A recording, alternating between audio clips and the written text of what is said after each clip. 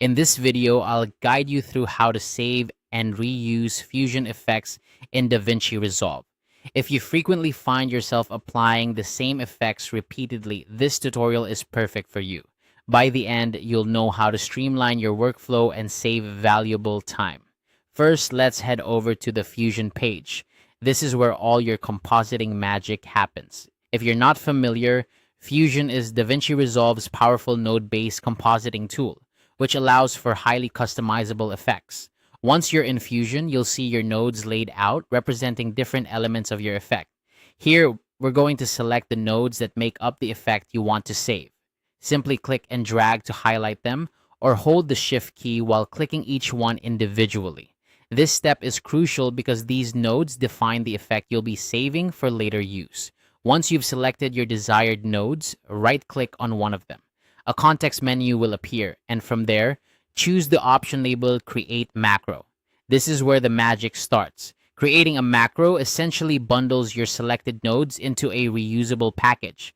It's a powerful feature that can significantly speed up your editing process by saving complex node setups for future projects. After clicking Create Macro, a dialog box will pop up prompting you to name your macro. This is your chance to give it a descriptive name so you can easily find it later. Once you've named your macro, make sure to save it in the macros folder. This is important because DaVinci Resolve looks in this specific location to populate your effects library with custom macros. If you're unsure where this folder is, it's usually located within the DaVinci Resolve application support files on your computer. Now that your macro is saved, we'll move on to how to reuse it. The next time you need this effect, open the effects library. Here, you'll find a section called templates, and within that, look for macros. This is where all your saved effects will be housed. You should see the macro you just created listed here. To apply it, simply drag your saved effect from the macros section into the Fusion workspace. Once it's there, connect it to the necessary nodes in your current project.